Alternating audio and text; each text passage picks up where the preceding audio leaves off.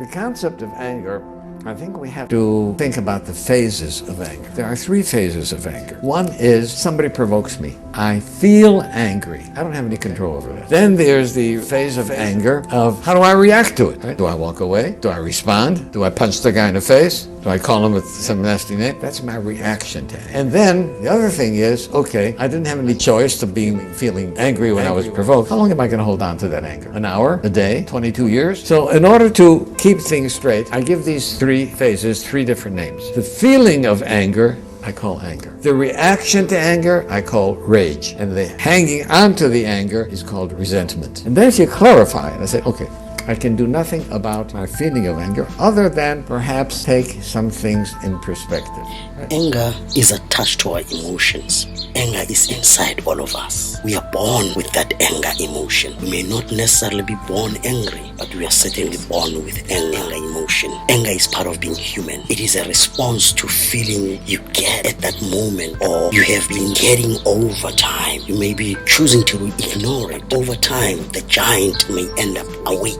Dangerous is the anger that has been put to rest for a long time without addressing the main problems. Ignoring issues for a long time either fattens or strengthens the anger giant in all of us. Was that when somebody did something to my father which should have provoked anger, my father would say, you know, what he did was so foolish. If he only knew how foolish it was what he did, he wouldn't have done it. So, no, I feel sorry for that person for being such a fool. But if you feel sorry for a person, how can you be angry at him? There are 2 levels of anger. First one is an unblended anger. Most of the time, this one happens when you respond or react to an immediate anger provoke.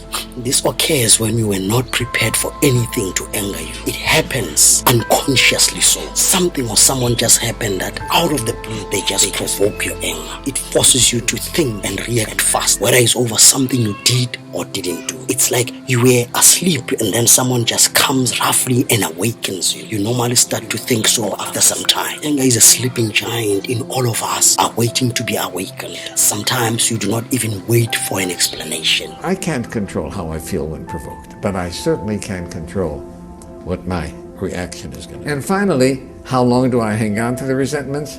My greatest lesson came from Alcoholics Anonymous, where somebody said, harboring a resentment is allowing someone who you don't like to live inside your head without paying any rent. And I'm not that kind of a guy. Reacting to anger took me a while, right, to be able to control my rage. And then I had to realize that this is part of my being human. Animals react with rage when provoked. I, as a human being, am supposed to be above that. You know, I'm more than a Homo sapiens. So I learned how to control my anger. A planned anger. This is a kind of an anger that is planned. You sit down and plan to be angry. Your wife comes home later than the normal time. Then you sit down and plan how you are going to take out your rage. You prepare yourself to be angry. If something or someone can come and interrupt your plan, you intentionally prepare to continue where you left off until that person you are planning to be angry with arrives. You may wait for an explanation to decide to continue or stop your anger.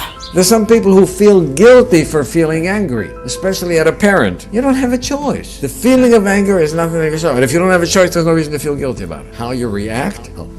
Now, my suggestion is keep an anger journal. Here's what happened today. Somebody did this, is that, and here's how I did. Anger can create problems, escalate problems, and sometimes may solve problems. The challenge with problems solved with anger may be solved for a moment. The truth is, problems solved with anger are never certainly solved.